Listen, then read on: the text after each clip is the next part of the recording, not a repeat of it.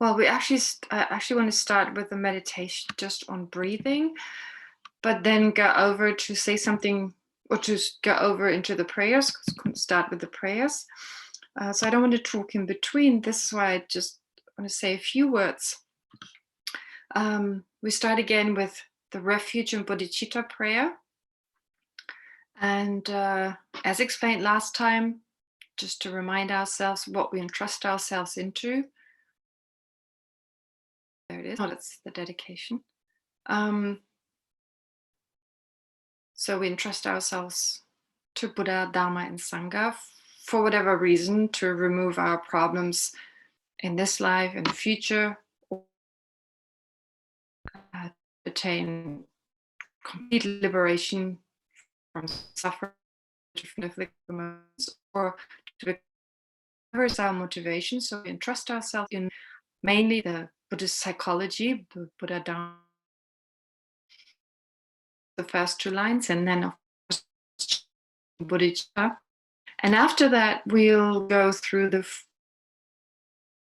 Now this time, I read one line of the four immeasurables, the first immeasurable, and then just keep a break, so you have some time to think about it. Take a break. Then I read the second immeasurable. Again, leave some time, leave a break, so you can reflect on it. And actually, the four immeasurables, they can be seen in two ways. One way is as a means to generate love and compassion for all sentient beings. If that's the case, they should go before generating bodhicitta. So first you meditate on the four immeasurables, which is love, compassion. In other words, well, you basically wish for all sentient beings to be well, yes, so you generate love, then you generate compassion, then you generate the wish for all sentient beings to have joy, and the wish for all sentient beings to have equanimity as a preparation for bodhicitta. But if the four immeasurables are read after refuge and mainly bodhicitta, when they're done, when they're read, that is when we meditate on them after generating bodhicitta, then at that time it becomes the practice of bodhicitta, putting bodhicitta into practice. So usually we generate the mind of enlightenment, and then in order for the mind of enlightenment, the wish to become enlightened for all sentient beings, to be fruitful, we engage in what are called the six perfections. But then it's not just the six perfections, it's also the four immeasurables. And the six perfections are already mentioned as part of the Bodhichitta prayer.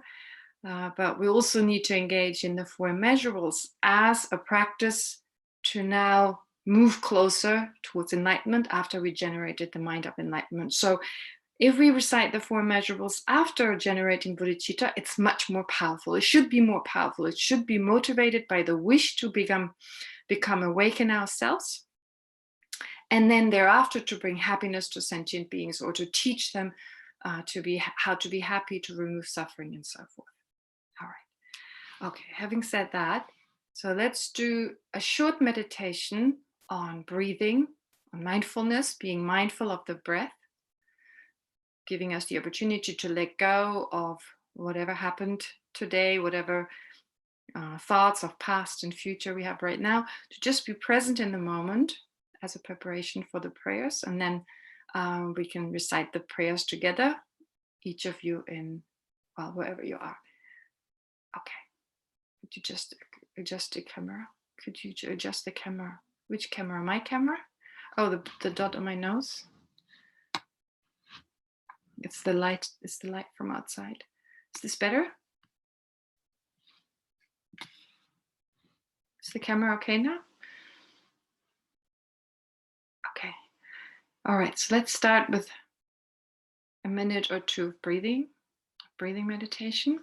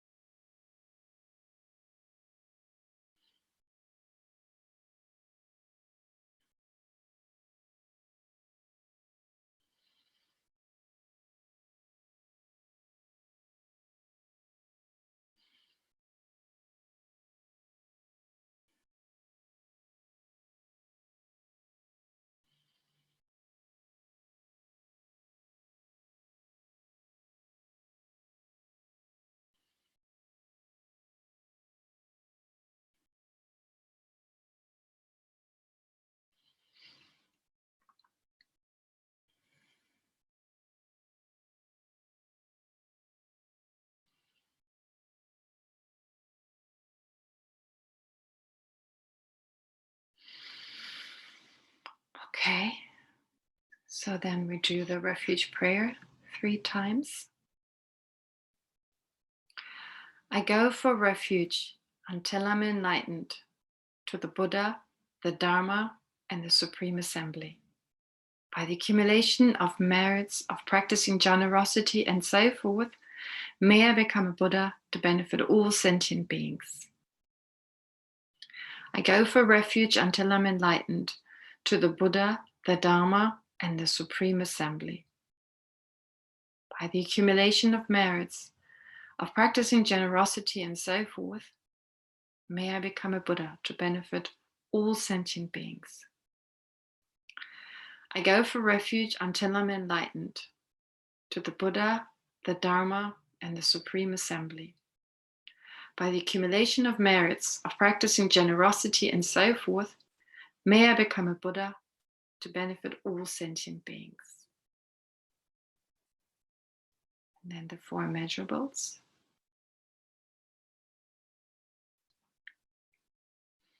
So as said before, I'll take a break between each line to give you the opportunity to meditate on the meaning. May all sentient beings have happiness and the causes of happiness.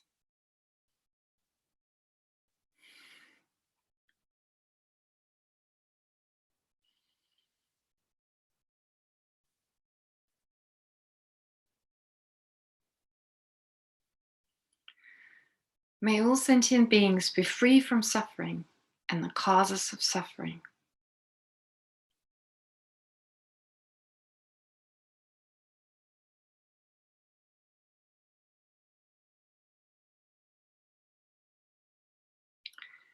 May all sentient beings never be separated from happiness that is free from suffering.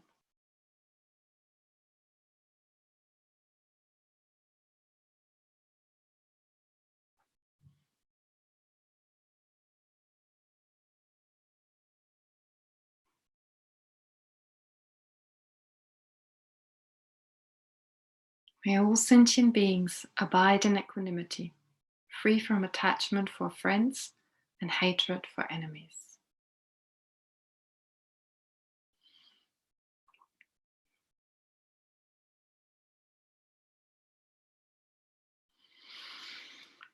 Okay then, going back to the Heart Sutra.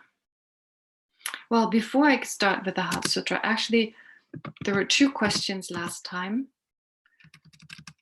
2 questions. Oops. There were 2 questions before.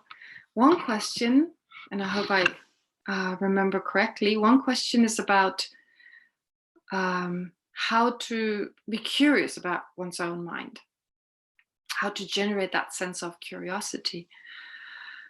Well, that's a good question, that sense of curiosity. Well, curiosity in the sense I talked about mindfulness, becoming mindful of our own awareness, of our own consciousness, as an important tool to get to know our mind better. And once we get to know our mind better, to understand or to be able to differentiate which kind of thoughts, what type of consciousness is harming me and which one is benefiting me. So to know which one do I need to reduce and which one need to develop further. And so before I can do that, I need to, of course, get to know my own mind. And that's the difficulty. I mentioned last time, consciousness or mind or awareness, using those terms interchangeably, is an experiencer which does something with a particular object. At the very least, it perceives that object. It is aware of that object. And we differentiate between the different types of mind in terms of which object they have, what they do with the object, but also what they give rise to. Do they give rise to suffering? Do they give rise to other negative states of mind and therefore to problems and difficulties? Or do they give rise to positive states of mind? So depending on them, we categorize the different types of awareness. And so every mind always has an object. Every mind has an object. And we're usually so involved in the objects, believing those objects to be out there, to be objectively over there. There's a sense like my mind is just perceiving what's out there, instead of realizing that we only perceive this because of our mind. Our mind creates our reality. It's not to say that these objects don't exist, but not objectively. That being the case, so we're aware of the objects, but we're not aware of the mind itself. And so it takes some time to change the focus. It's not easy to change the focus. So it has to be changed around. And that needs some courage. It needs courage in the sense that it may be scary to look at our own mind, but it also needs a sense of loving ourselves, having a sense of self-acceptance. Whatever I'll find, it's fine. It's totally fine. So in Buddhism, we talk a lot about love and compassion, but love and compassion can only develop, love and compassion for others can only develop if we develop love and compassion for ourselves. And so the first step is this acceptance. It's okay, whatever there is, it doesn't matter. And to not identify with the different thoughts we have, with the different emotions we have. Since the actual nature of our mind is this purity, it's this clear, pure mind. That's the nature of love and compassion. But right now, there are clouds on our mind. They're what I call the obstructions, basically. There's something on the mind. They're like the clouds. So our thoughts are part of that. And we get too involved. We believe that these thoughts are us. And when they're negative, we believe we're negative and we don't look at it. And that curiosity cannot arise. And so therefore, a sense of whatever there is, it's fine. That is not my mind. That's just the clouds. But they determine my experiences, which is why I want to get to know them. So to kind of step away from these thoughts, to see them without this emotional involvement, step away. And like a scientist, basically, who wants to understand something better, then that sense of curiosity, a joyful, relaxed sense of curiosity, if that helps at all. So that was the first question. The next question was about why is Prajnaparamita the mother of all Buddhas? And at the same time, the person asked about Tara also being described as the mother, Tara, green Tara, being described as the mother of all Buddhas. Tara herself being, Prajnaparamita, so the perfection of wisdom, being the mother of Tara and Dorje Pamo, but at the same time also Tara being described as a mother. So in answer to that, I don't have a clear answer like, well, this is what this master said, this is what the Buddha said about it. This goes basically into the symbolic, into the symbolism of the different kind of Buddha figures. I don't even like to call them deities as such, but different aspects of a Buddha, which are displayed by female or male Buddha figures. And so there's always the motherly aspect. Something that is unique to a woman is the aspect of being able to give birth to a child. So there's very often this motherly aspect that is described. So the female aspect, Prajnaparamita, as giving birth, being wisdom, being symbolic for wisdom, which gives rise to all Buddhas and Bodhisattvas. And then Tara also being, from the point of view of being a Buddha, Tara is also the result of wisdom of Prajnaparamita. From that point of view, as this enlightened being, therefore, she is basically the result of wisdom, the result of Prajnaparamita. So Prajnaparamita is the mother of Tara. But then Tara again is the mother of Prajnaparamita. Again, Prajnaparamita being an enlightened entity, being a Buddha. So again, could be called, Tara can be described as the mother of all Buddhas in the sense that her main quality, she's basically a manifestation of giving protection to sentient beings, liberating, helping them with their fear, to overcome fear and to liberate them. So she's described as the swift liberator. In the white form, she's protecting from illness and untimely death. So in that way, it's more the symbolism. But going back to the Heart Sutra now, Prajnaparamita, as mentioned, is the female aspect of wisdom. The female, you also have a male aspect, Manjushri, but then you have the female aspect as well.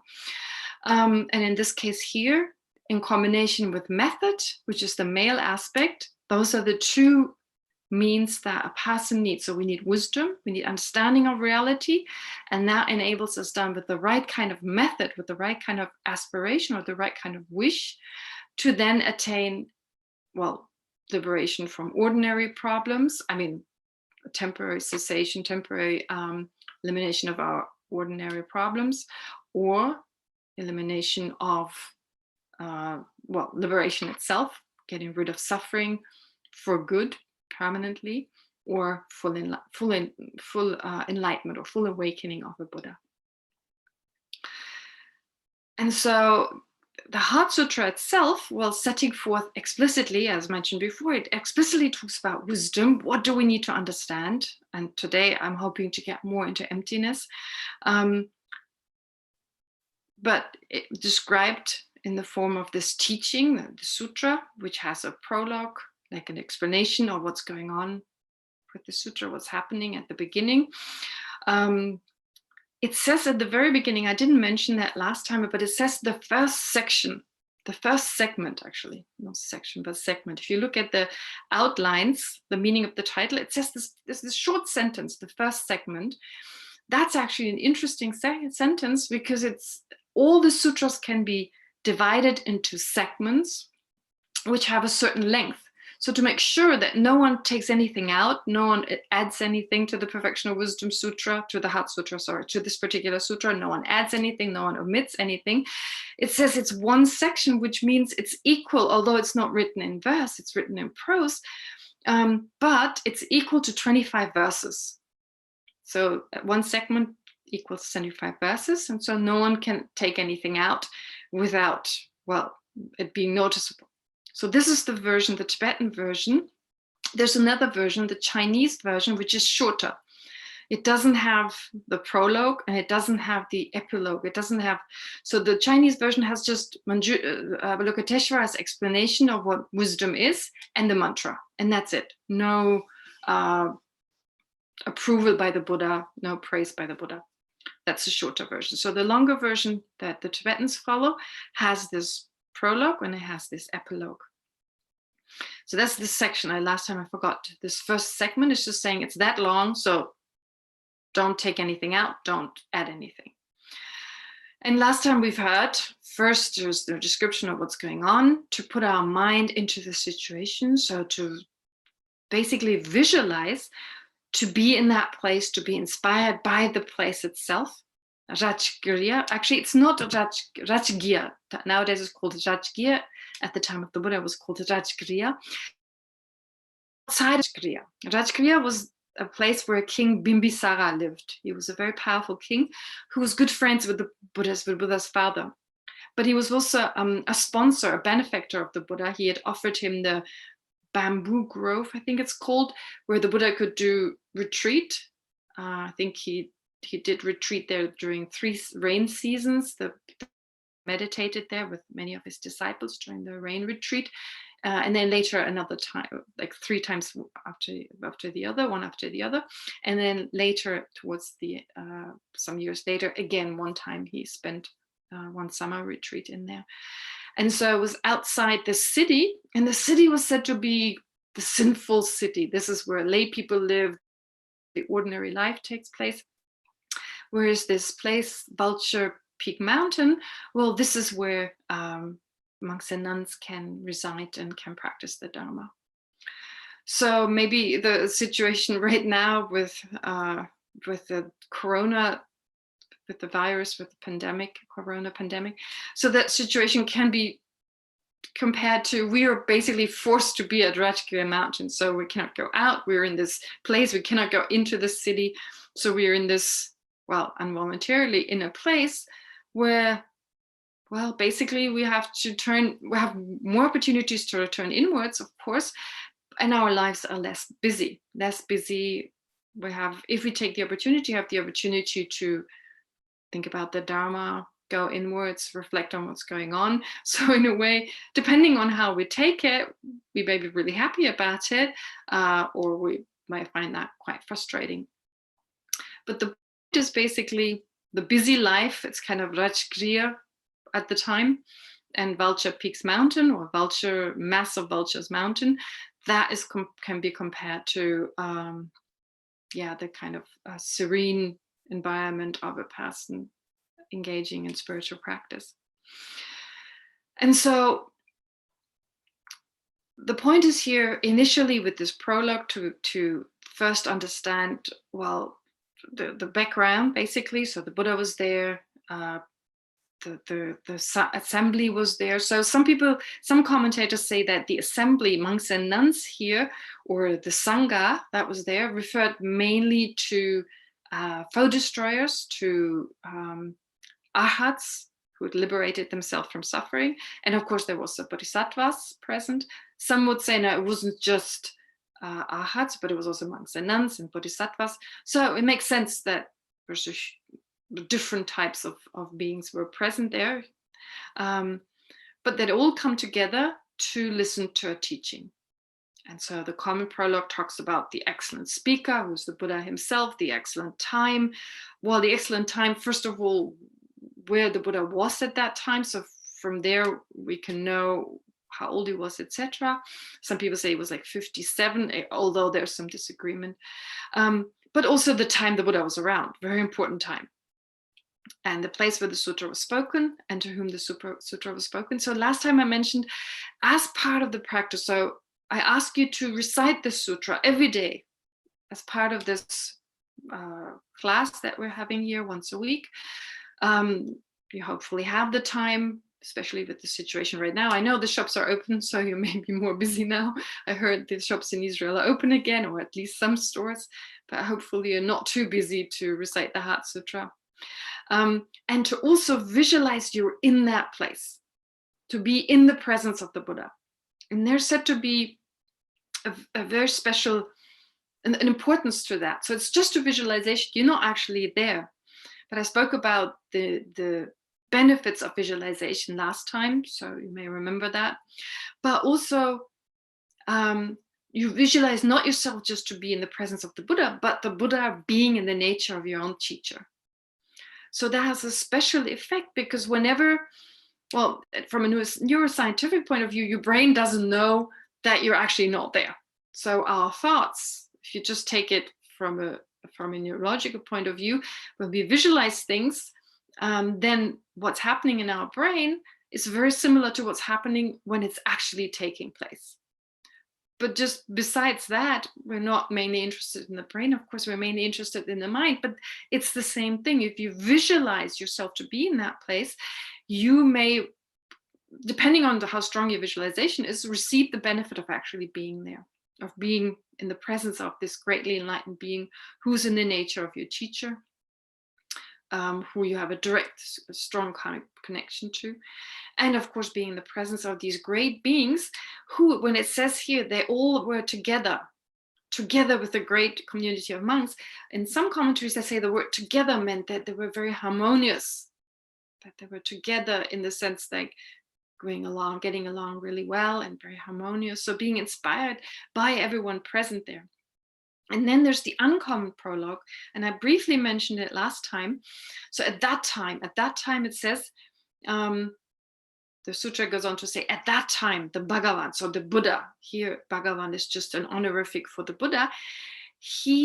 At that time, what was that time? When everyone was present, when everyone was ready to receive these teachings.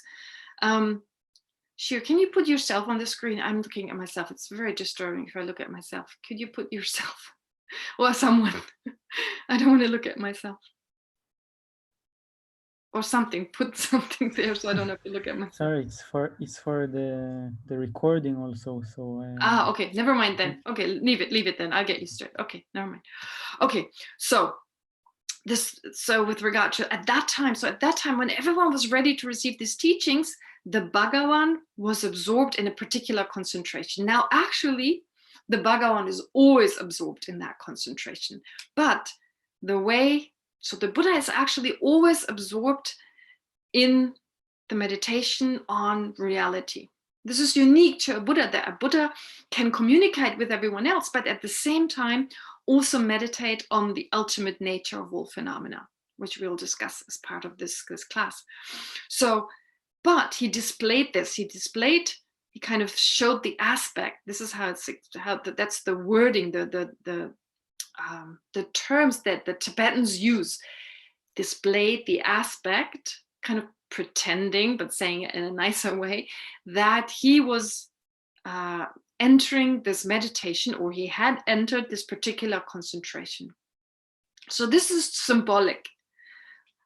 I remember my teacher, Geshe Getsula, he used to say the Buddha didn't do anything unless it served a particular purpose. So even smiling, when the Buddha smiled, then his disciples would ask him, why did the awakened one just smile? So there was always a reason for that, to benefit sentient beings, but of course in a particular way.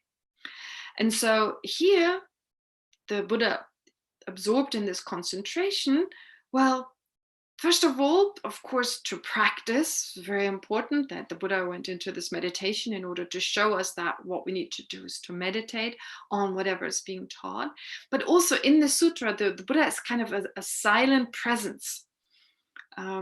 So in a way, I guess you could say it's symbolic for the enlightened mind, the Dharmakaya that is eternally there, and is not just there at a certain time, but can be there is there for a long time. So this eternal presence of the Buddha, the silent presence, so that the Buddha is still around. But also at that time, so the Buddha being absorbed in meditation, but of course at that time, what was he absorbed in? What was the meditation? It was called the profound perception. Now, the word profound perception, actually, profound refers to emptiness, and perception, the Tibetan word is here appearance. It's actually, usually the word nangwa in Tibetan here is more appearance, but it can mean perception, but it can also mean light. It can also mean splendor or light. And there are many different explanations on what the Buddha was doing. Well, many different. There are a few different interpretations as to what this means, what it meant, what the Buddha was doing there. So one is that the Buddha was perceiving the emptiness, the ultimate nature of all phenomena, as well as the appearance of all countless phenomena. So the appearance, here it's already talking about emptiness in the sense that there's an ultimate nature of all phenomena. There's the actual mode of existence of all phenomena, which means phenomena don't exist in and of themselves, inherently, independently, but at the same time, they do exist in the form of appearances. So conventional truth are described as appearances. Oh, yes. All right. Could we have the version share, the version with the outlines? That may be better to look at that. So also at that time, the Bodhisattva, Mahasattva,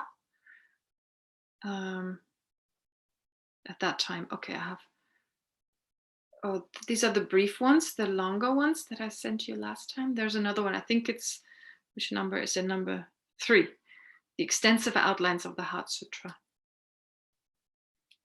If you just briefly show it and then we, yeah, that's it. Okay. So here it says the common prologue, and then just under, if you scroll up a little bit, go up a little, yeah, at that time, okay, it's also at that time, or at that time, so the Buddha was in that concentration called profound perception. So he either it's like the profound and the appearance, you can look at it that way, or just the profound direct experience of all phenomena, of the ultimate nature, which refers to the category of all phenomena. But there's another way of looking at it. There's also this interpretation where the word perception here, it can be taken to mean light.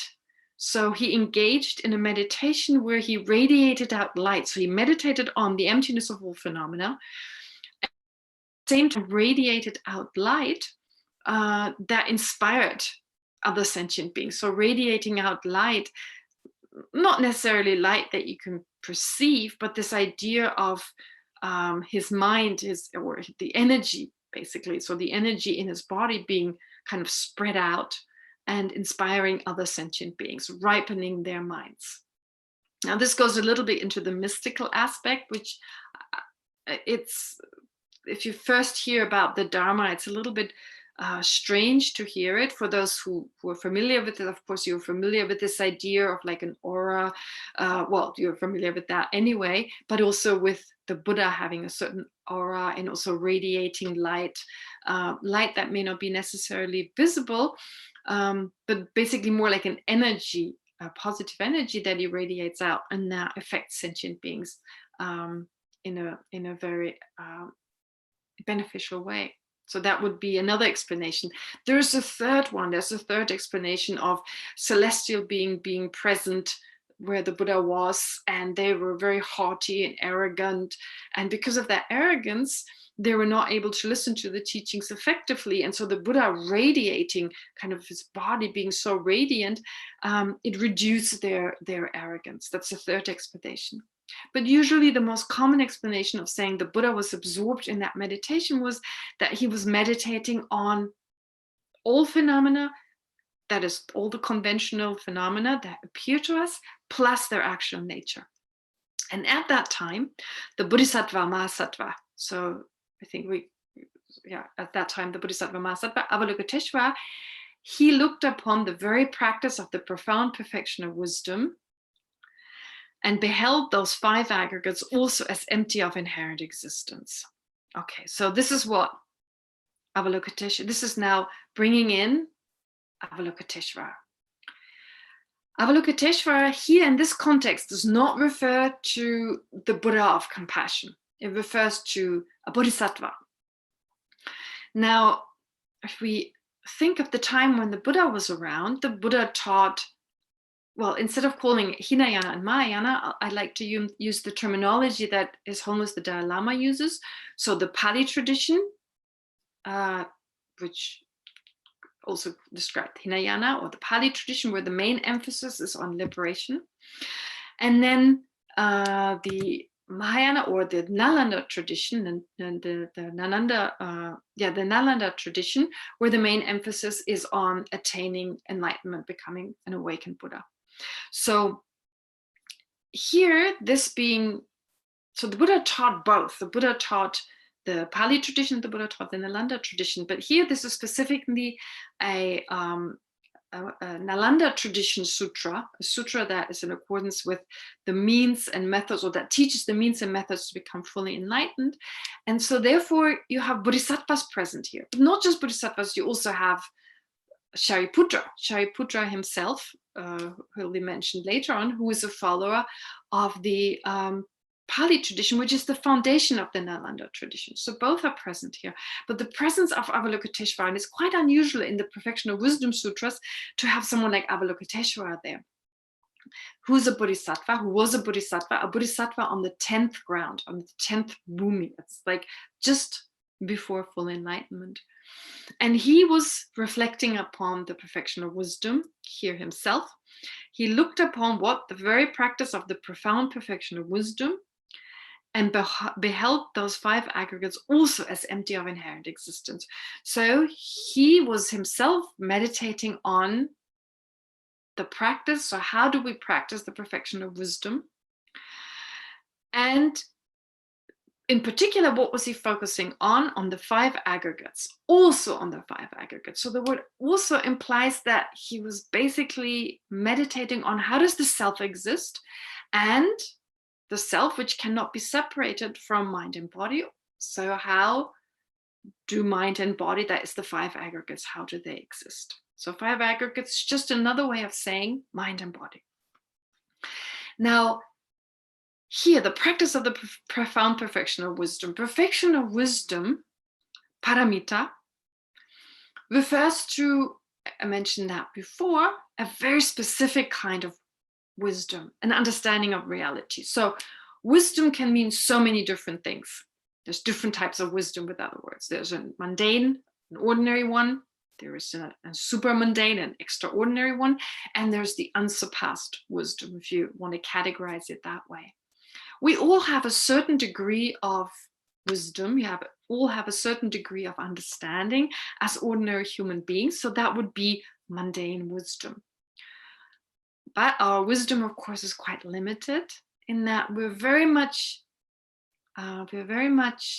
affected by our misunderstandings with regard to how the self exists, how other phenomena exist. We perceive that which is constantly changing to be permanent. We perceive that which is in the nature of suffering to be in the nature of happiness, and so forth. So these misperceptions, we quickly say them, but the current situation is just classic. The fact that we believe or wish for the situation the way we know our life to be, we wish for it to continue. So that's, first of all, because of our grasping onto permanence, not wanting things to change. Nothing is going to stay the same, however much we want it to stay the same, but our mind habitually holds on to it should be the same. We want it to be the same. And also our experiences, the little bit of happiness we experience on a daily basis, we believe that to be the whole happiness. That's all there is. And when that is changing, we believe we'll not be able to find happiness in any other situation. So those are basic misapprehensions of reality. Everything is changing all the time. Although with this current situation, there's a feeling everything will be totally different. Well, it's already different from moment to moment because everything is constantly changing. And sometimes the differences are more obvious than at other times, but it'll all be very different, definitely the moment we die. And that's the one thing certain in life anyway. But in each moment, there's a small death of what's happened before, and there's a birth, there's a new beginning of something else. So even with this situation, it's just a little bit more obvious to us. But we can also see that the situation, of course, is also constantly changing. And the problems we faced 3 weeks ago are no longer the ones we have right now. Anyway, so to go back to the misperception here, so we have an understanding of reality. We have some sense of what's going on, but it's limited. So our misperceptions very much come into our into our understanding of reality, which is therefore very limited. So we view that which is actually in the nature of problems and difficulties to be in the nature of lasting happiness. And of course, we know whatever we reach in this life, it never gives us lasting satisfaction, lasting happiness. And still, emotionally, and that's the difference. Intellectually, we may know, oh yeah, it doesn't make me happy. But there's a difference between the mind on a more emotional level and the mind on a more intellectual level. There's a disparity, there's a gap. Intellectually, we may know a lot. We have a sense that I may die. This will not really make me happy. Just money doesn't make me happy. Just this doesn't make me. But deep mind on a deeper level, that is actually the mind that gives rise to all our emotions, is quite different. So when I talked about becoming more aware of our mind in order to identify these misperceptions, perceiving that which is actually impermanent to be permanent, perceiving that which is not able to give us lasting happiness, wrongly perceiving that being able to give us lasting happiness, and so forth, we need to also tap into this more emotional level of our mind, this deeper level of our mind. But anyway, that is the kind of wisdom that is mundane, our understanding, our mind then understanding. Then there's, of course, the understanding of someone who aims towards liberation, towards liberating the mind of all our misperceptions. In other words, a liberated person, an arhat. And then there's the wisdom of someone who's fully awakened, a Buddha who's not only removed what's in the way to become liberated, but has removed even more, has removed any kind of shortcomings of the mind. So here, the practice of when we say perfection of wisdom, that's the super mundane kind, the third type of wisdom. So mundane, super mundane, Mundane is our wisdom. Super mundane is the one of an arhat. And the unsurpassed is the perfection of wisdom. It's the wisdom in the mind of a Buddha. This is how we know this sutra is definitely a Mahayana sutra, a sutra of the Nalanda tradition. Why? Because it deals with the wisdom of a Buddha, which is really just saying, if we want to become a Buddha, we have this wisdom already with us. This wisdom is already there, but it's covered, it's obstructed by all our misperceptions and the habitual tendencies that come along with these misperceptions. And so therefore our wisdom can only manifest right now in the form of a mundane wisdom. So what do we need to do? What do we need to remove? What's extra in order for that deep wisdom in our mind to manifest?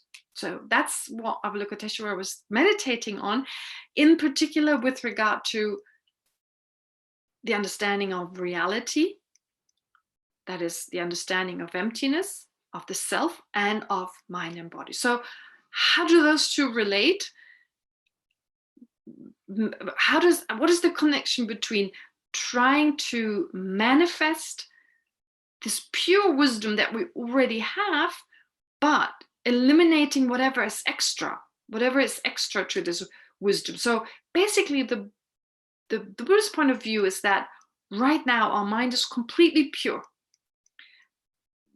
Our mind has everything to be a Buddha already there. You don't need to add anything. Everything is already there, which is why in some scriptures it's said that we are already Buddhas, which doesn't mean we are literally already awakened, but we have everything to be awakened. But it's all obstructed by our wrong views, by our misapprehension of reality and the resulting emotions. So the only means to remove what's extra is to generate the opposite of those misperceptions, which is wisdom, which is the correct understanding of reality. And here the deepest understanding we need to generate is the understanding of how phenomena really exist from the point of view of the ultimate nature. So there's the understanding of how the self exists, there's the understanding of phenomena other than the self. How do they exist? But the self is really important because our whole life is about me, I. Everything revolves around our sense of I. Therefore, the first analysis we engage in is of how the self exists. But that's of course not what we do. But this is what the sutra here is talking about. But in the very beginning, as part of answering the very first question, I also mentioned generating love for ourselves. That's also very important. You can't practice Buddhist psychology if you don't have those two complete aspects, those two aspects, love and compassion on one side and wisdom on the other side. So it's important to understand how the self really exists, but also it's important to generate acceptance and love for the self and then also for other sentient beings. Why is this so important to generate self-love? Well, of course, for the reason I mentioned early on. I mentioned the sense of not identifying with our negative aspects, being more accepting of who we are, but also very important to reduce the self-grasping mind. Because if we hate ourselves, if we don't like ourselves, if we look ourselves in a negative way, the problem is that the self-grasping mind becomes stronger. Actually, we need to generate the self-grasping mind is in the very beginning very, very important, and we utilize it. We utilize it to practice the Dharma, because we can't just wish it away. We can't just wish for it to go away. It's that mind. What is the self-grasping mind? What kind of mind are we talking about? A mind that perceives a very solid and inherent independent self, and based on that, holds that mind, holds that I, that self to be more important than others. Considers my own happiness. So in my own case, my self-centered mind, self-grasping is first of all the misperception of a self, and then that gives rise to self-cherishing, a self-centered type of mind that believes my happiness, my well-being is more important than others. And that is the main problem. That is the root of all our problems. First, the misperception, and then the resulting perception of my happiness is more important than that of others. So that self-centered mind is important. It's important to recognize it, to identify it, to see that whenever we have a problem, the self-centered mind is always there. To some degree, it's active. And that's not saying we're selfish. I mean, they're selfish in the sense, well, usually we consider extremely selfish people, we call them selfish, and we may think of ourselves as less selfish, but to a certain degree, we are all selfish, just not in that extreme way in which we usually use the word selfish. I'm not saying everyone is selfish in the extreme way, but to a certain degree, we all are. To a certain degree, we all are, and there are stronger degrees, and there are lesser degrees, and there are stronger degrees. But the point is that we all misperceive of the self. We have a wrong perception of the self, and after that, once that is there, we can't help it. Self-cherishing, self-centeredness will inevitably be there. So in that sense, we all have a certain degree where the self-centeredness is active, and it gets, if we don't have an acceptance of who we are, the self-centeredness will grow stronger. It will lead to other emotional problems.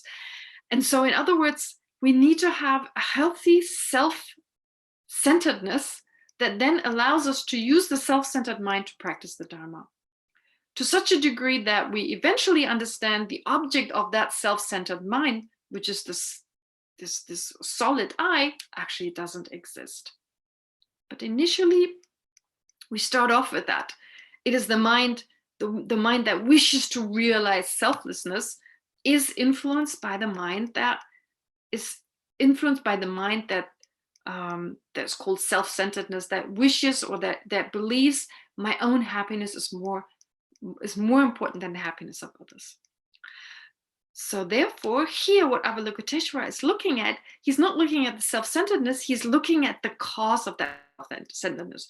What is the cause? Holding on to an I that seems to exist in and of itself. So when it says he beheld those 5 aggregates also as empty of inherent existence, the word also implies that he meditated on the actual nature of the mind, of the I, and also what makes up the I. What is the person? So when we say a person, when we say I, of course we distinguish here between a solid I as the self-grasping mind, the misapprehension of the I. That is a mind that perceives an I that doesn't exist. But of course there's a conventional type of I. So there's a self that does exist, but we don't perceive the self that does exist. We exaggerate the existence of the self that does exist and add to it a solidity that it actually doesn't have.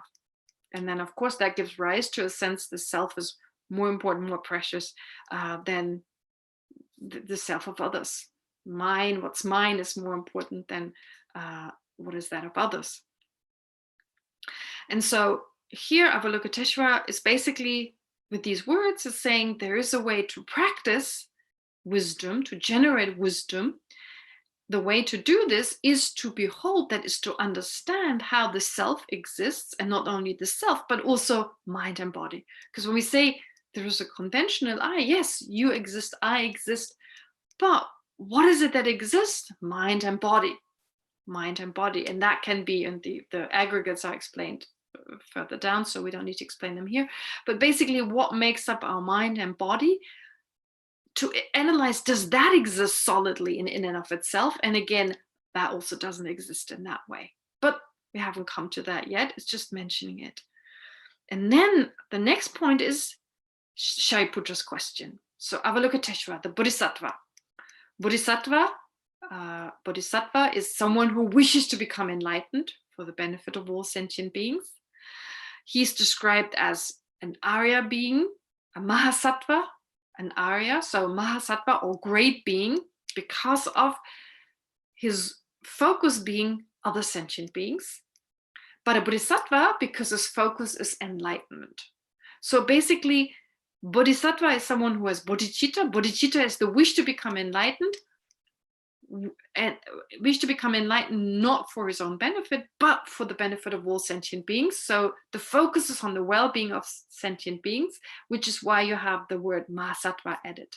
So he's called a Bodhisattva from the point of view of focusing on his own enlightenment, but it's a Mahasattva to stress the fact that he focuses on his own enlightenment for the benefit of all sentient beings. So he's a great being.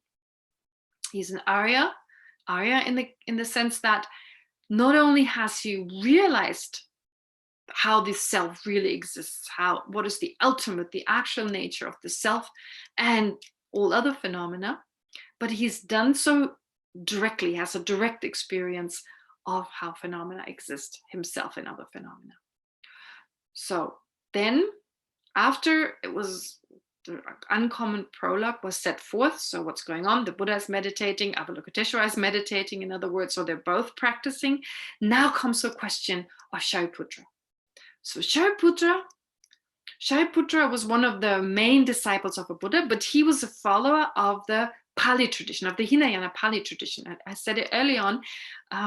He was an arhat, he was a foe destroyer, someone who had already attained liberation.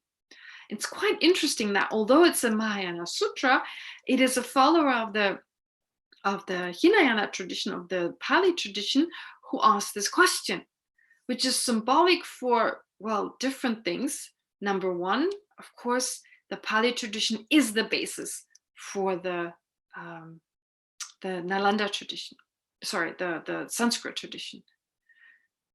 Okay, just for those, I didn't mention this before, His Holiness the Dalai Lama talks of the Hinayana tradition or Theravada tradition as Pali tradition because the texts are mainly in the Pali language, while the Mahayana or the universal tradition, the Mahayana tradition, their texts are mainly based on the Sanskrit tradition, which is why His Holiness describes them as the Sanskrit tradition. But anyway, here you have a follower of the Pali tradition showing that this is the foundation for the Nalanda, for the Sanskrit tradition. But not just that, also Shariputra himself will eventually become a Buddha, as everyone will eventually become a Buddha. So the fact that Shariputra will become a Buddha, there's a sutra called the Lotus Sutra, and in there the Buddha actually makes a prophecy with regard to Shariputra, saying one day he will become the Buddha, Padmagraba. He will become this particular Buddha. So kind of indicating that everyone will eventually free the mind of whatever is extra in our mind, our misapprehension, our different misperceptions, misapprehensions, and all the different emotions that these misapprehensions lead to, and eventually become a Buddha ourselves. So Shariputra and everyone else. So therefore, it's this question asked by Shariputra, it's symbolic for that. But then it says, through the power of Buddha. So through the power of Buddha, this is saying that this whole sutra is actually by the Buddha. The whole sutra, initially I talked about this. I said that the speaker of the sutra, here you can take this away now. Leora asked me to remove this, every now and then. So for the recording. Anyway, so here then it says, through the power of the Buddha, the Venerable Shariputra asked this question now. So through the power of the Buddha, these words indicate that this sutra is actually by the Buddha. Although the Buddha only says, well said, well said. Actually just says, well, in Tibetan, it's lekso. In Tibetan, is really two words. The Buddha just says, later on, he says, well said, or excellent, however you translate that. The words that come from the Buddha's mouth are only two. Still, the entire sutra is said to be from the Buddha because it's inspired by the Buddha. In fact, a teaching by the Buddha can be divided into three. One is words that are said to be words by the Buddha. In Tibetan, you have this word ka. Ka means word by the Buddha, so a word of the Buddha. In other words, well, in the sutra teachings, you would call them the sutras. So any sutra, any word of the Buddha is either of those three. It's a word that comes from, or it's words that were teaching that come from the Buddha's mouth. This is the word that is used, that come from Buddha's mouth. Or it is a teaching that is inspired or comes through the blessing of the Buddha, or it is a teaching that is authorized by the Buddha. Now, an authorized teaching is, for instance, the say that I once heard. At some point, the Buddha was, so the prologue that describes the kind of background of a particular sutra. That's authorized in that the person speaking was authorized by the Buddha to give that description. So that's also said to be Buddha's words in that sense. But then you have the words that are blessed by the Buddha. Now, the word blessed, it's, what can you do? There's no word that can literally translate, for instance, the Tibetan word. Blessing has this kind of connotation. You just sit there very still and someone blesses you and then everything is different. It kind of has a very passive connotation. And of course, you find this in other religious systems. God blessed his followers, etc. There may be some similarity, but it's actually different in the sense it has more the connotation of being inspired. So saying you're inspired, it comes back to the person. I feel inspired, so therefore I say something. So the Tibetan word for blessing, jinlap. Jinlap just means to transform into something greater. Now that doesn't really help. That's just the meaning of the word. Doesn't really help to understand the idea of being blessed. But it definitely doesn't have the sense necessarily that you're just being transformed without having to do anything. No, it's definitely more active, as in like feeling inspired, by the presence of the Buddha. And so, although in Buddhism, what's very important is that it's no one can lead another person to enlightenment. So it's impossible for the Buddha. There's this very famous quote where it says the Buddha cannot wash away our suffering. The Buddha cannot take it with our negativities with our own hand and transfer his own realizations. All he can do is teach us suchness, teach us the ultimate nature of phenomena. But that doesn't mean that all that the Buddha does is just teach. There are different ways. So it's the presence of an enlightened being can affect our mind in a way which we would maybe describe as a blessing. So if you're in the presence of someone, it's not just that they teach, they may just be silent. So in this case here, the Buddha is totally silent, but just his mind, his calm mind, his wisdom that is displayed through this meditation he's engaging in. So people are aware he's meditating, and they may not be aware what kind of meditation there is, but it's nonetheless mentioned. So some people were aware, and it's mentioned as part of the sutra. So this inspires sentient beings to such a degree that we're not just transformed by the words themselves that a Buddha teaches, but we're transformed by the aura, by the, for lack of a better word, by the energy that a Buddha has. And I guess we know this from everyday life. The words that someone speaks are not all there is. I mean, another person can inspire us in so many different ways through their own actions, just through their being there, through their, of course, their expression, their facial expressions, but just the energy that they radiate.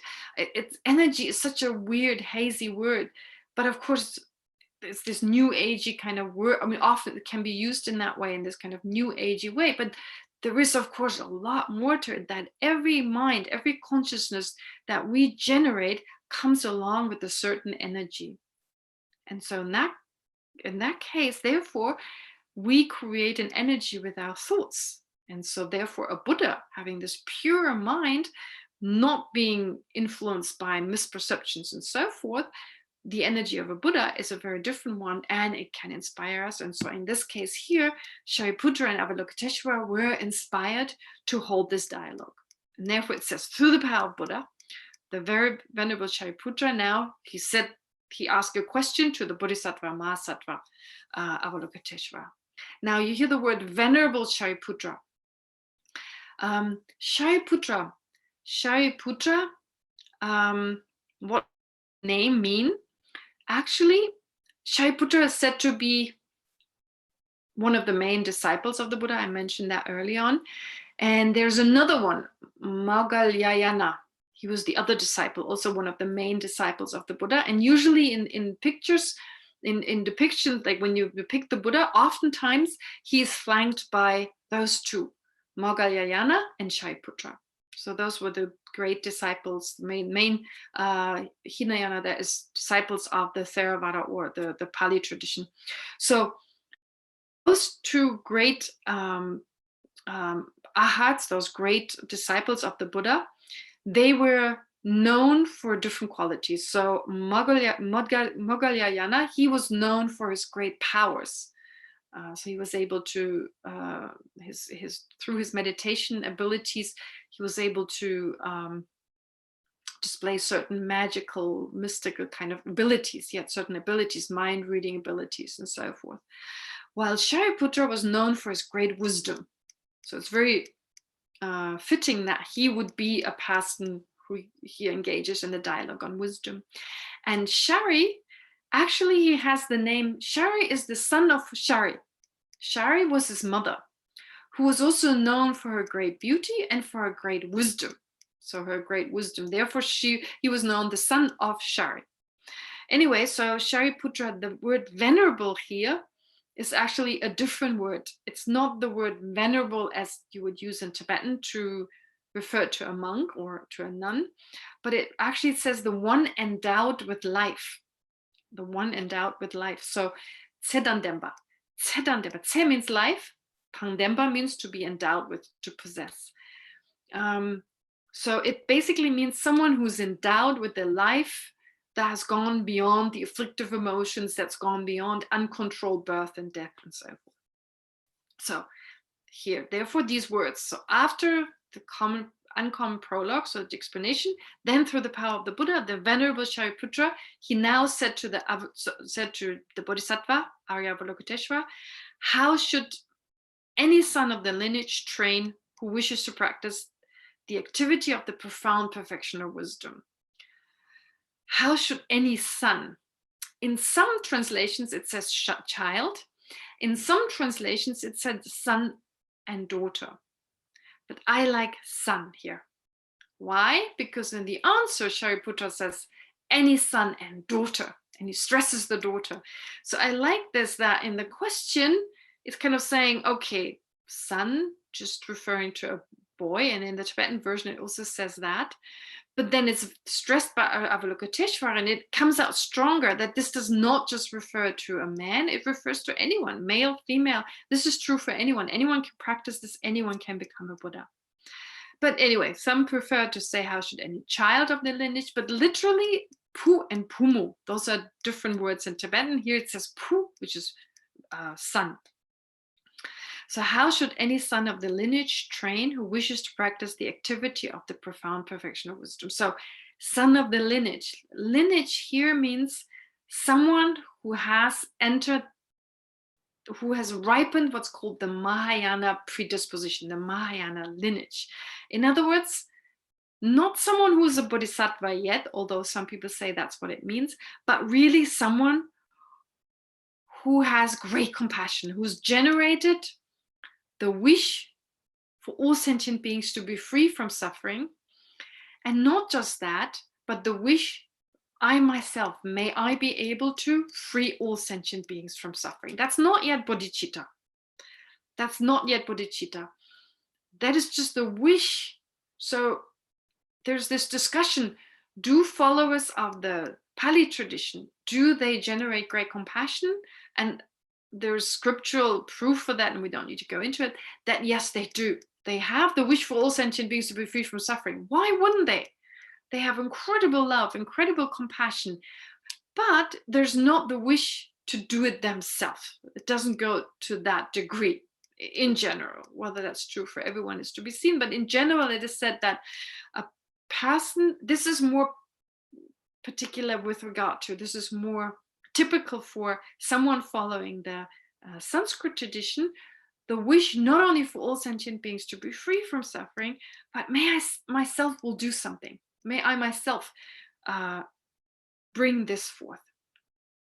And that is the cause for then later on generating the wish to become enlightened in order to fulfill that wish.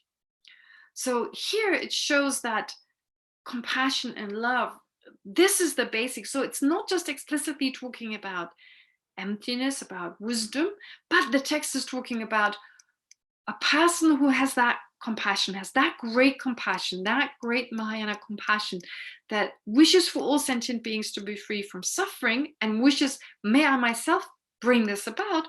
Well, how should they now go about fulfilling this wish, this aspiration, but compassion is nothing but a wish. It's an aspiration. The wish for others to be free from suffering and acting accordingly, well, that's compassionate action. So how do I fulfill this aspiration to be of greatest benefit to other sentient beings? By generating wisdom, by removing what's in the way to become an enlightened being, and then etc. So that comes later. But here it basically is not saying how should a bodhisattva practice, but first, before you become a bodhisattva, before you generate the wish to become enlightened for all sentient beings, you generate the wish for all sentient beings to be free from suffering, and the wish, may I be able to free all sentient beings from suffering. And with this, you awaken what's called the Mahayana nature, or the Mahayana lineage, or the Mahayana predisposition. There's one word in Tibetan, rik. So you're not a bodhisattva yet, no, but you awaken the Mahayana intention. You awaken this intention, the awakened intention, because for the first time, you put others before yourself. So far, we've been great with, may I be free from this suffering. May I be able to remove this suffering, that suffering. The ordinary thought, may I be free from suffering, is very limited because I only identify certain states as suffering. I don't realize that even the limited happiness that I experience is not real lasting happiness. So I wish to just be free from headaches and from being criticized and from having little money, etc. So whatever I associate, so external circumstances that I associate with unhappiness, I wish for them to be free. That's it. Then this is very limited, and of course it's not able to really bring forth the eradication of suffering, because we continuously experience other states of other unsatisfying states, which are in the nature of suffering, which we're extremely attached to, and that gives rise to further selfishness and further anger, etc. And so suffering continues. Then, of course, there's the step where I want to be free even from this unsatisfactory nature right now. Even all my samsaric experiences, I see their unsatisfactory nature. I see that they're in nature of suffering, and I want to be free from them. That is called renunciation. That's an amazing mind. Even though it's mainly concerned with the self, but at least I've identified what is actually harming me. Seeing that this unsatisfactory nature, of course, its main cause is the misapprehension of reality and so forth. But here, with this intention here, it's not just me, it's all sentient beings, wishing for all sentient beings to be free from any type of suffering. Of course, also the causes of suffering, and the wish, may I bring this about. So this is why with this, you awaken your Mahayana attitude. So therefore here, Shariputra asked this question, how should a son of the lineage, just mentioning boys basically, so possibly based on the common, not that Shariputra held that view, but it was a common view at that time also in India. It was mainly men, but even Buddha's father wanted a son, of course, and this whole emphasis on the male on being male. That was quite strong. And so this is also reflected in this question, which of course later on is then answered by saying not just sun, also not just men, but also women. So basically here we got to the question. So Shariputra is really saying, inspired by the Buddha, Shariputra, who is an amazing being, the Venerable Shariputra, endowed with life, he said to this great Avalokiteshvara, this great Bodhisattva, he said, well, how should someone who is now entered, how should any man who's awakened this Maya potential, how should they now go about engaging in the activity of the profound perfection of wisdom? So in other words, how do they now develop this unsurpassed wisdom? How should they practice listening, through listening, contemplating and meditating? How should they go about it? So that is the question, and next comes the answer. So this is where Avalokiteshvara then goes into explaining emptiness, first in a very general way, but then going to the heart of the Heart Sutra, which is called the Four Profundities. Okay, so I was asked to do meditation in between, but I realized if I did the meditation in between this part now, it's really just still getting to the bit that's most important, that really deals with emptiness directly. And I mean, I can go through it very quickly, but then I haven't given you the explanation that's in the commentaries. There are at least 7 commentaries from Indian commentaries that survived, and then there must have been more, but many we don't know of them. But there are 7 of them from the Indian masters, and there are 2 in the Tibetan tradition that are very popular. I'm sure there are more, but in this tradition, in the Gelugpa tradition, they use these 2. I'm sure there are other ones as well. So what's in there, I feel it's, as part of this class, I might as well give you a sense of what's in those commentaries. Of course, I can't go into all the details, but whatever I remember and what I find important. So I apologize for having no meditation really, except for the one in the beginning. But we finally got to the answer. We finally got to Avalokiteshvara's answer now. How should we go about practicing the profound perfection of wisdom? In other words, wisdom, he doesn't explain the wisdom well, not really describes what the wisdom is, he describes the object of that wisdom. But of course, we talked about this, or I talked about this before. We categorize minds, saying this is wisdom, this is love, this is compassion, etc., categorizing mind by way of what the mind does with its object. So what is the object? What does it do with the object? Mainly based on that, we define a mind as being wisdom, being forth. So wisdom is the wisdom apprehending the ultimate nature of all phenomena, which is another word for saying emptiness, and that has to be explained. What does that mean? Selflessness, emptiness. I've only briefly mentioned it. Okay, we have a few minutes for questions. If there are any questions, we could display them as last time if something pops up. If not, if there are no questions, I think it worked quite nicely the way we did it last time. Well, I spent some time now answering those 2 questions that I received, and maybe it was a little bit too long. Maybe I can find a different way, maybe through WhatsApp or whatever. I'll discuss it with Shir and Diora. But if you have questions that you would like to ask that have to do with the topic here, you could maybe ask them now if they're short enough. If not, you could do it the way that was suggested. Yes, sure. Go ahead. Yeah, there is one question. There's one question. Yes, go ahead. I have a question. In the rendition that you gave, yes, it says that Avalokiteshvara was looking at the Vajna Paramita. Mm-hmm.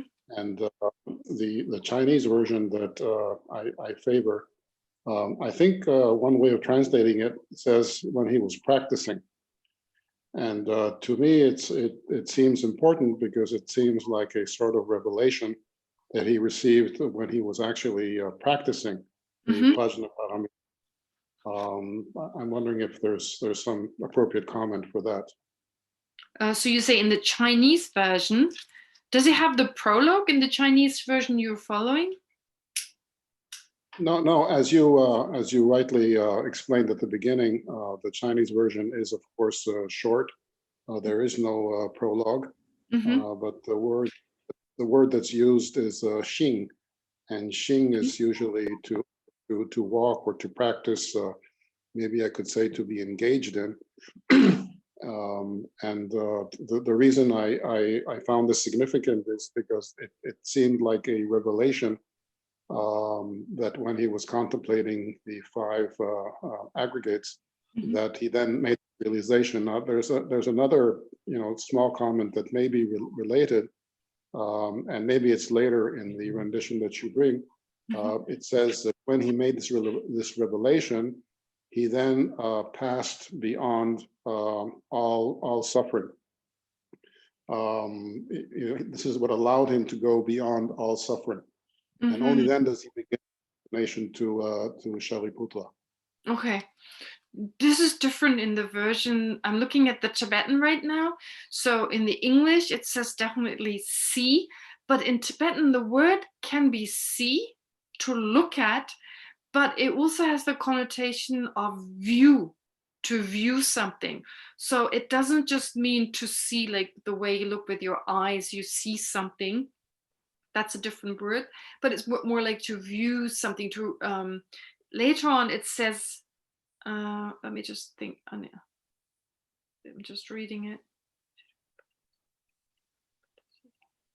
Yeah, so here it just says he was viewing the five aggregates, and then later on it says he was subsequently viewing them, which indicates that he was inferentially viewing, inferentially understanding reality.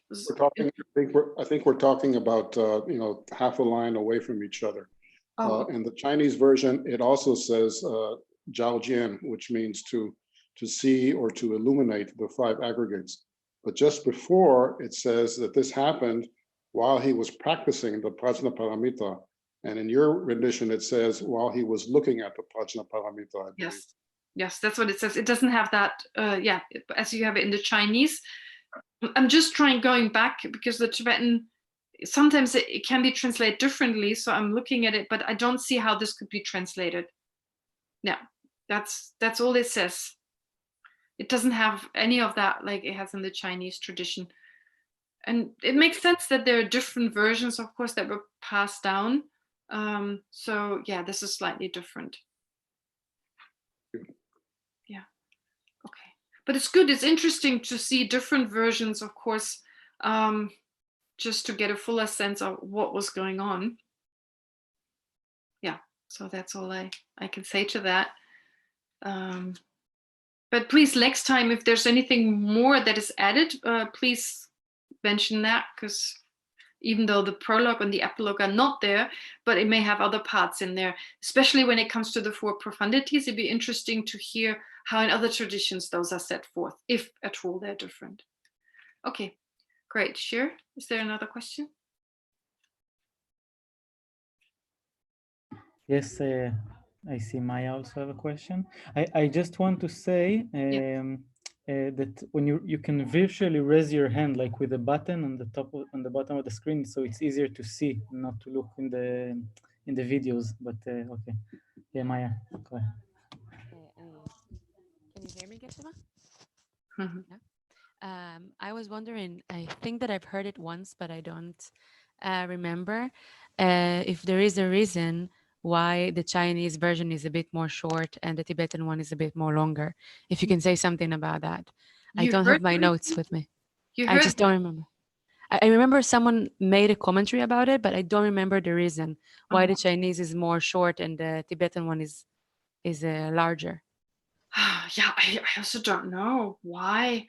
Of course, the Perfection of Wisdom Sutras first went to China, and from China then to Korea, to Japan, mainly to those countries, Japan, Korea, and then that was like, I think it was 400 years before it went to Tibet, around that time. And then, of course, it went to Tibet. Then from there to Mongolia, Russia, and so forth. So I don't know why this shorter version, maybe that was just popular, why they left it out. Maybe they didn't find it that helpful, or maybe it just wasn't passed down with that. I have no idea. I personally, I'm glad it has this part, because I find it's very nice to visualize the situation, etc. But maybe someone else does this anyway. Maybe in the Chinese tradition, it was customary to actually visualize that anyway as part of reciting it. But I have no idea why it's not there. And another one, I remember that when we were talking, when we had this teaching with you in Dharamsala, you were saying that in the Heart Sutra there is these two words, it is like this, it is like this. And I wonder if we're going to get to it later, and then you can talk about it, or just I was trying to remember what you were saying about that, why there is two words that are the same. Lexo. Yeah. Okay. Oh, yeah. I talked about this in the context of the Pranavasika. It meant, is these repetitive? Is there a certain need for them? Yeah, we'll talk about that. Okay, thank you. Why the Buddha said it twice, although usually repetition is not seen. There must be a certain purpose behind it, and there's definitely, there's a reason for that. Yeah, I remember. I just remember the reason. Thank you. Sure.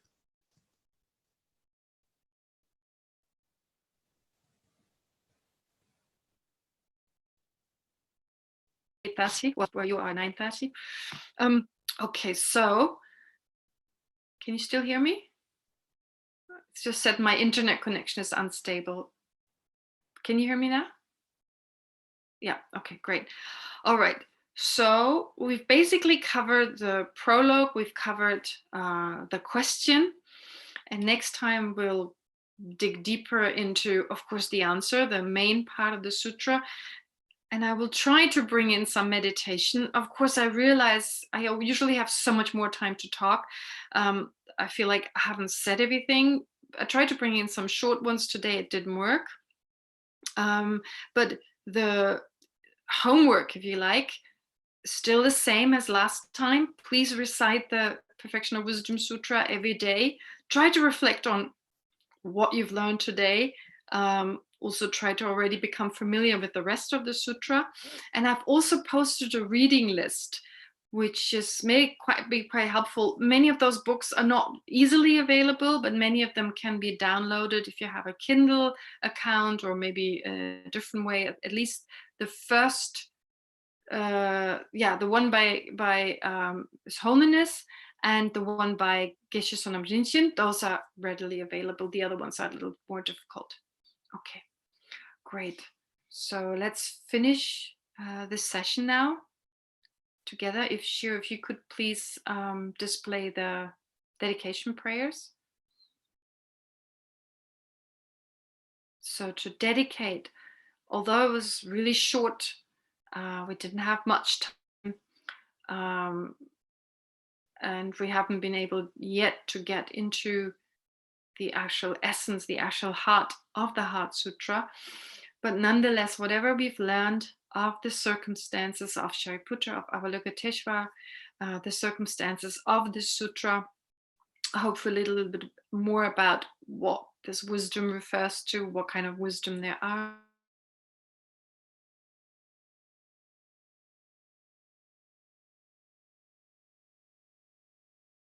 Mind better. I learn to identify our misapprehensions, the misperceptions in our mind, and replace them with a correct understanding, with wisdom, so that we may be able to gain an better understanding of ourselves, of others, and at the same time to use this wisdom to generate more love and compassion for ourselves, but also for all sentient beings, especially in those very challenging times.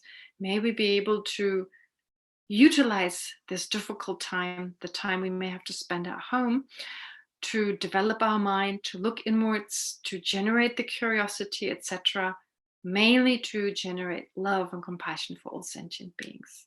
So with this in the back of our mind, let's recite the dedication together. Through the merits of these virtuous actions, may I quickly attain the state of a Guru Buddha and lead all living beings without exception into that enlightened state. May the precious Bodhi mind, not yet born, arise and grow. May that born have no decline, but increase forevermore. Just as the brave Manjushri and Samantabhadra true realize things as they are, also I dedicate all these merits in the best way that I may follow their perfect example.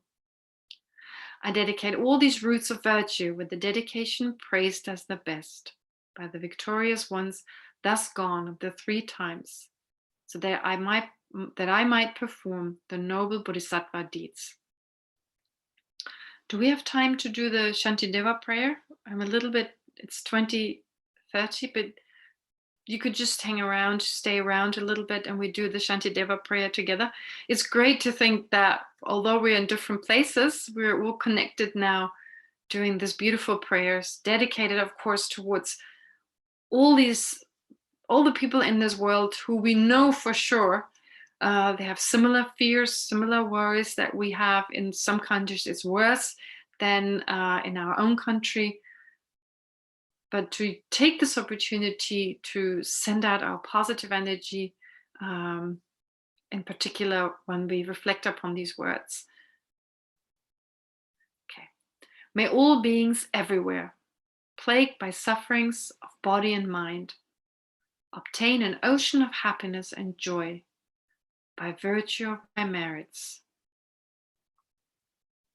May no living creature suffer, commit evil,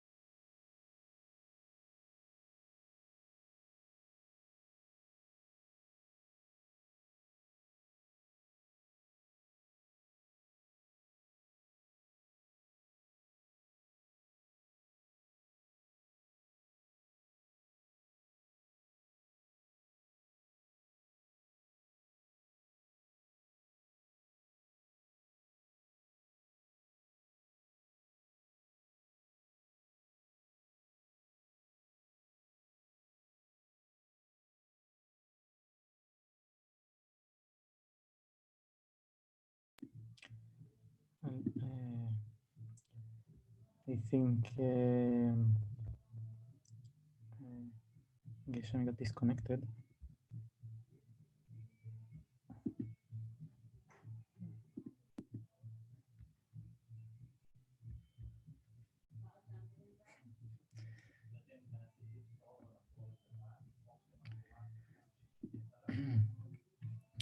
I will send it here also in the chat if everyone wants to complete this reciting. Yeah, maybe I'll unmute everyone. Just a second.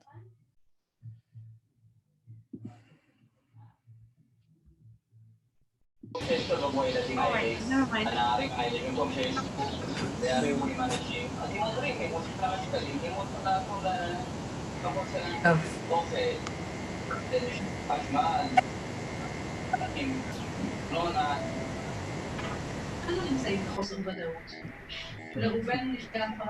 So let's maybe recite it together.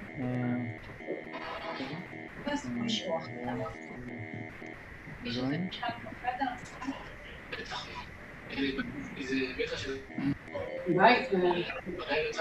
All beings everywhere, where led by by sufferings of suffering body of and body mind, and mind, obtain an obtain ocean an of ocean of happiness and happiness and joy, joy, by virtue of merit. my merit. No living People ever People forget. ill, May no one be afraid or afraid belittled. or May belittled. the blind be down by depression. May the blind see forms and the deaf hear sounds. Sounds May those whose bodies are bodies worn are with worn with toil toil, be restored, stored and finding finding peace. peace. May the naked find Naked find clothing, Clothing, hungry hungry find find food. food, May the thirsty find water and delicious delicious drink. things. May the may the poor poor find Find wealth, wealth, wealth, those weak with weak with sorrow with find sorrow sorrow joy. find find joy, joy. May the May hopeless the find hopeless hope, find hope, constant constant happiness, peace, prosperity. may there be timely rain, rain, bountiful bountiful harvest. harvest. May all the medicines Medicines be effective, and wholesome hold, prayers. Bear fruit. may all May prayers all long the sick and Ill, quickly be quickly be freed freed from from their their ailments. ailments. whatever Whatever diseases there diseases are in there the are in the World, world, may may never never occur. occur again. May the may the frightened cease frightened to be cease to be afraid, afraid, Afraid, and those bound to be be free. all find For power. this power, people think of benefiting each other. As long as long as faith remains, Remain as long as long as as sentient sentient beings, beings remain, until then may then I too remain, remain with the for the suffering of miseries of the sentient. world. Thank Very you. much. Thank Thank you, you, Pachama. everyone. Thank you so much. Thank you very much. Thank you. תודה רבה. תודה רבה, thank you. Thank you.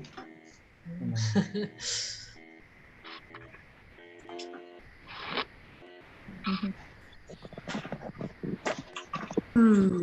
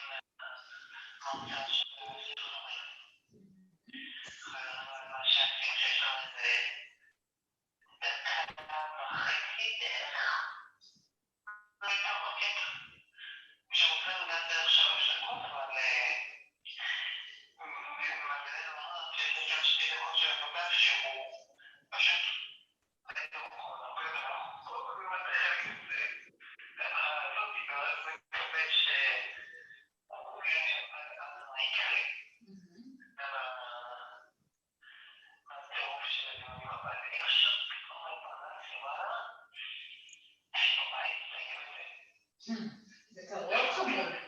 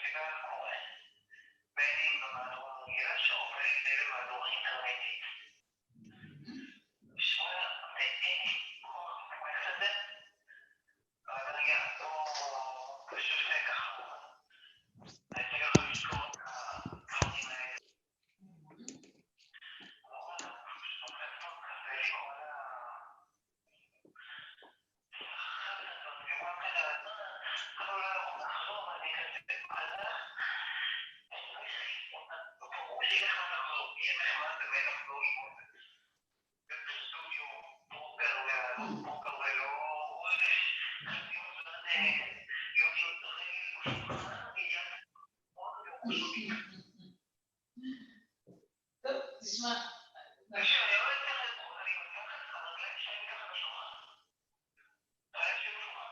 תקשיב, אתם תהיו מחזור מאוד מיוחד במינו באקדמיה, אין ספק. טוב ולרע.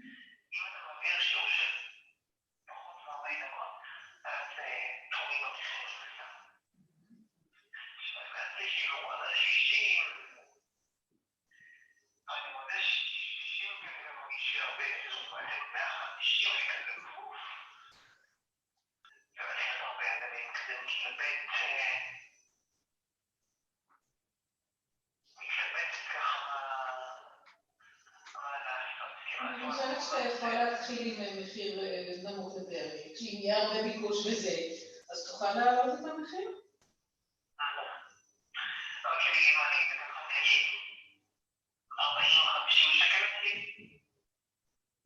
בשיעור של כמה זמן? בשיעור של בערך 55 דקות. כן, אבל על הרצפה 55 דקות זה המון, לא? כן, בשיעור הזה יש 50 דקות חשבתי. אולי אפילו 45, כי בסטודיו אנשים יש להם הרבה זמן לנוח בין. כאילו, זה די רצוף. כן, אבל אני כן.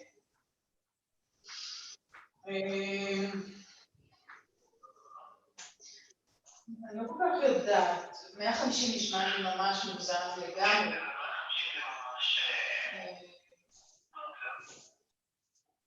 למרות שאני לוקחת 50 שקל מאנשים בקבוצה, כן? כי יש 5 אנשים. אבל... כן, אבל זה 50 כאן בין אדם. כן, וזה בקבוצה עדיין, כן? אבל מצד שני זה אנשים שמכירים כאילו... אנשים שהרבה שנים לומדים אצלי, כאילו עם המון